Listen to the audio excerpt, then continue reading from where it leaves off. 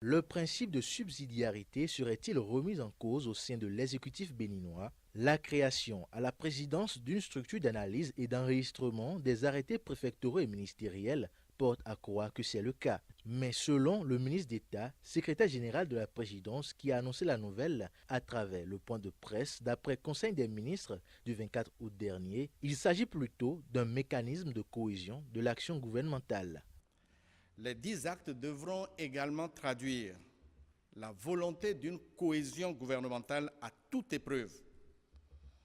Pour renforcer cette cohésion et assurer le suivi des actes administratifs, un mécanisme est mis en place à la présidence de la République à travers la création d'une cellule d'analyse et d'enregistrement des projets d'arrêtés ministériels et préfectoraux.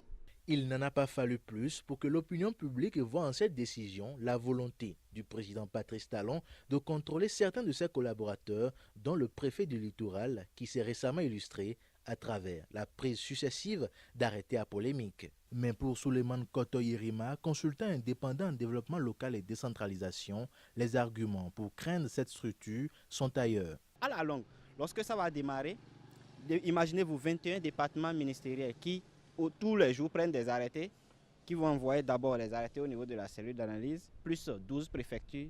Imaginez-vous la masse de travail qu'il y aura au niveau de la cellule d'analyse. Donc ça va être vraiment lourd à gérer et il faut éviter cette lourdeur administrative pour que nous puissions avancer et aller vraiment aux actions de développement, que de perdre de temps dans des questions procédurales qui peuvent d'une manière ou d'une autre engendrer des coûts et lorsque les décisions sont bonnes ou mauvaises. Quant à Michel Guédou, spécialiste en management organisationnel, la création de cette structure est une décision sage qui relève du bon sens. Il y a une chose que nous ne voyons pas souvent. Il y a ce que nous appelons le dispositif légal dans lequel doit opérer toute personne disposant du pouvoir public. Mais il y a également le dispositif réglementaire. Et ça, c'est tous les jours. Donc, si on ne met pas en place une structure pour organiser, nous allons revivre la même chose que ce qu'on a d'ailleurs toujours vécu et dont on se plaint. On sort des arrêtés qui sont sortis par des ministres ou par des préfets, mais d'où ça vient?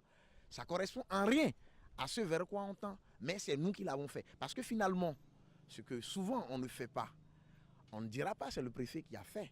On ne dira pas non plus c'est le ministre qui a fait. On dira le gouvernement a fait. Et à la tête du gouvernement, il y a un président que les Béninois ont choisi et qui va devoir rendre compte. Pour ou contre, il est évident que Patrice Talon vient lui-même de se mettre dans une posture où il n'aura pas l'occasion de revendiquer de n'être pas au courant des décisions de ses collaborateurs.